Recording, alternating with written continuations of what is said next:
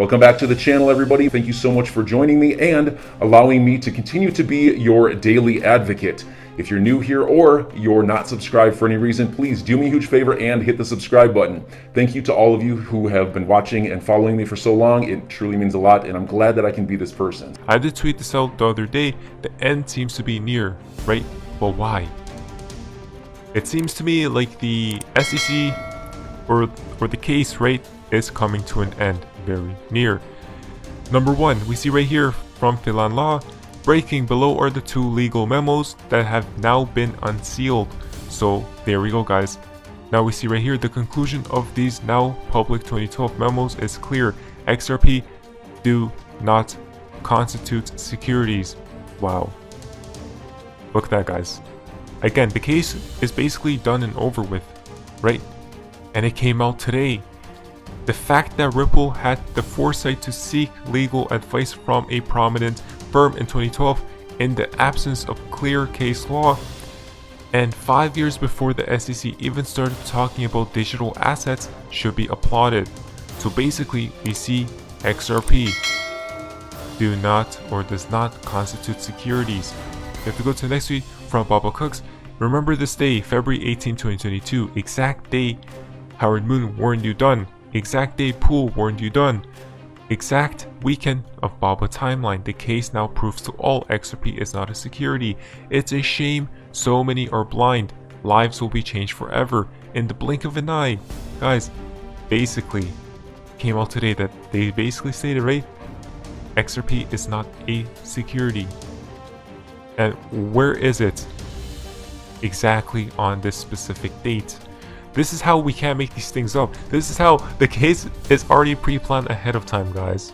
Even though there's all these shenanigans stuff happening, we know what's taking place from Bill. So now the SEC says that not only was Hinman's speech used by SEC staff to provide market guidance, but that the SEC regulations could be relied on as representing the views of the SEC, so not a personal opinion, a moving feast, right? So now we know there are three types of speeches in the view of the SEC: mere personal opinions, views of an entire division of the SEC, and the SEC's formal agency's position. So again, guys, this is how it's actually crazy of what's happening, right, with this whole case. I think they're just making stuff as they go along with it, right? Now, BC backers pseudo haven't had any time to read these documents yet, but I see XRP price moving upward ever since they were released within the last hour. Interesting, right? So let me let you guys in on a secret. This is what basically happens every time, guys. Listen very carefully. When the chart seems to be ready, right, there's usually news that comes out that supports the price of XRP moving to a certain direction. Do we see how it plays out, guys? If we go back here, same with these types of moves. The XRP chart is ready, but they just need some catalyst, right, to show, hey, that's what happens. Now listen to this from Bank XRP. The Ripple lawsuit, as well as its vision for what crypto regulations should look like. And not just for Ripple, but for the thousands of investors who own the XRP token. Joining us now is former chair of the Commodity Futures Trading Commission and author of Crypto Dad, Chris Giancarlo, along with, of course, our very own Charlie Gasparino. Chris, you said publicly you don't think XRP should be regulated as security. So why is the SEC so adamant about this? It's great to be with you, Cheryl. Thanks very much, Charlie. Good to see you. Chris. You know what? You had Chairman Gensler on just, I think, a few days ago, and he made it very clear he wasn't going to comment on an ongoing enforcement matter. You know, the same applies to former chairman as much as it does to current chairman. What I would say is, before the SEC launched its enforcement action against XRP and Ripple, I penned an op-ed along with my colleagues from Wilkie Farm Gallagher in an international law review, applying the same approach we would have taken when I was at the CFTC to analyze XRP under the so-called Howey test. And we came to the conclusion in that 2020 article that it wasn't a security, and I stand behind that article today. But as for commenting on that specific action, once it's in front of the court, it's not for me as a former chair to handicap how the judge may rule in this case. Well, Chris, this case, the ether is not before the court right now. At least it's before the court of public opinion and whether it is a security. But let's unpack this a little bit. Gary Gensler has consistently sidestepped the question if XRP is a security because remember, they did some of the similar things they did on Ether, which is sell the token to help build out their platform, thus making it an investment in the SEC's view, obviously not your view. Then why isn't Ether a security? Because they did an ICO to help out to help at some point build the Ethereum blockchain. So I guess my question to you, Chris, is if this SEC wins this case, does Gensler have to go back in time and basically consider Ether a security and ding the Ethereum people? Well, it's the right question to ask, Charlie. And in my book, I talk about our analysis and our work with the SEC back in 2019 when I was chair of the CFTC and Jay Clayton was at the SEC, and our work looking at Ethereum. And it was the Ethereum precedent that we looked at in 2020 after I left the commission in coming to the conclusion that XRP is not a security. Right. So the analogy is certainly there, the precedent is there, and I think depending on how this case comes out, it could be very challenging for the way Ethereum is considered. So you think Gensler could bring the case if he wins this one against Ethereum? Again, I don't want to handicap what the SEC might do or not. As a legal precedent, it would be challenging. Yeah, interesting. Also, the fact that he doesn't comment on it sounds like he's at least thinking about it. The other thing I have to ask you is, I'm sorry, did I interrupt? No, I was going to say, look, in all fairness, there are good reasons why chairs and former chairs shouldn't comment on ongoing cases. It could do damage. But Ethereum is not an ongoing case unless it is. No, look, my view is Ethereum falls on the CFTC side of the ledger as a commodity, and that was borne out by the work we did. But Chris, he won't go there, which makes you think he is investigating. And I'd like to just turn this a little bit. Why is the SEC on your turf or your old turf? I mean, it sounds like, all we're talking about is the SEC going into these cryptocurrencies when you guys are at least legally, the main regulator. You're the ones that are supposed to figure out whether it's a commodity or security. You've obviously ruled that you thought XRP was a commodity, at least intellectually you believe that. What does the SEC do? Is this like a power grab by Gensler?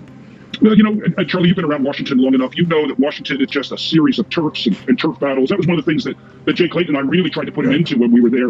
And I don't think the cooperation between the CFTC and the SEC has ever been as good as it was during our terms there. And I really recommend to my successors that they try to harmonize these things internally and not publicly. Well, that is a real, before I turn this over to Cheryl, because she has an answer, she wants to ask you a question. That's a really diplomatic way to say Gensler is making a power grab, but I won't, or turf grab, but anyway, go for it. I did an interview on this last topic. I'm not even going to go there. Not my show. But I do want to ask you about just regulation in general. I mean, I think the biggest question for the novice crypto investor is what's the regulatory environment going to be for cryptocurrencies? I think there's still a lot of fear out there. Absolutely, Cheryl. We have to start getting this right. This is not a novelty anymore. This is the future of finance. This is the future of money. This is going to affect the role of the dollar, it's going to affect the standing of American banks in the global financial markets. We have to start taking this seriously. And earlier this week, Chris, I want to just ask you this. We do have to take it seriously, but is the current regulatory environment up for it, or do we have to find something else, like create something else? Yeah. Well, Charlie, earlier this week, I put out actually fundamental principles for what we need to do. And the first step is this needs to move to Congress. This is not for the Biden administration, Trump administration, some other administration to willy-nilly change it every 4 years or every 8 years. We need Congress to step in and in a bipartisan, and it must be bipartisan so it stands the test of time, in a bipartisan manner, establish a regime to regulate this new development. There's so much there. Fundamental. So much there. You have to come back and talk more about this. Chris Giancarlo, of course, thank you. Charlie Gasparino, as always. Thanks, Thank Chris. you. Yeah. So there we go, guys. I mean, regulations are definitely up on the horizon. We just gotta be prepared for whenever that comes, right? We don't know when, but it does seem we are very near, to say the least. Now, if you go to Guns and XRP's tweet, a world-class team like Ripple has here, plus many more. If you go against them, then you better be well prepared. They have been working with regulations from the very beginning. That's the funny part. Brad Gollinghouse said the Ripple teams basically stated that we used to go talk to the SEC literally every weekend, right? Since creation, basically. And now, the SEC comes after Ripple and XRP. So something doesn't add up. Brandon is tweet out.